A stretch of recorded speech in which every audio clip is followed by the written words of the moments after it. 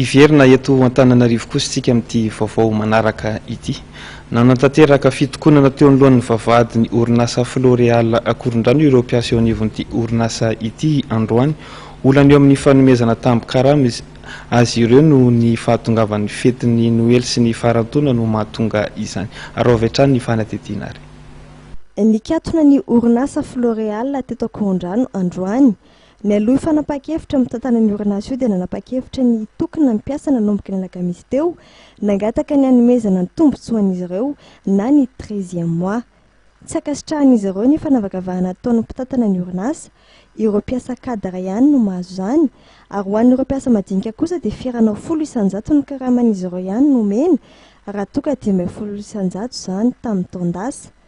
Izany hoe tsy mahafeno ny 13e mois akory ny tambo-karama omena azy ireo. Zavatra mitsanga zany misy fanavakavahana eo amin'ny samy mpiasa. Misy zany eo amin'ny mpiasa rehetrarehetra misy mahazo eo amin'le zoa zany rehefa farany taona. 13e mois ny azony sasany dia ny cadre zany 13e mois ny anazy.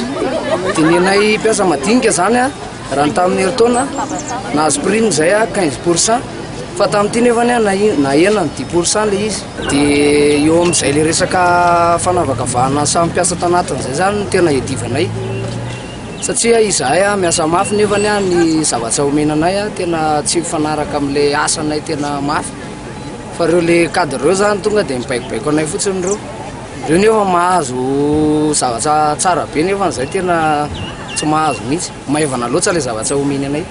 Fanatonana zany zao izy miziriziry anevany satria raha tamin'ny lakamisy zareo nyresaka tany inspecteur hafa no resaka aminy, dia ny zoma nefany izy dia inspecteur hafa koa lazay fa tsy ao le izy, dia mifangarongaro be. Dia androany zany zareo mbola miverina dia inspection ray zao izy androany.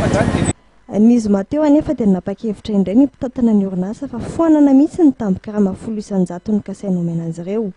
Ny antso ny fitondram-panjakana hijery azy ireo moa raha mpiasa madinika ireto satria tsy mifanaraka amin'ny vidim-piainana ny karama omena azy ireo.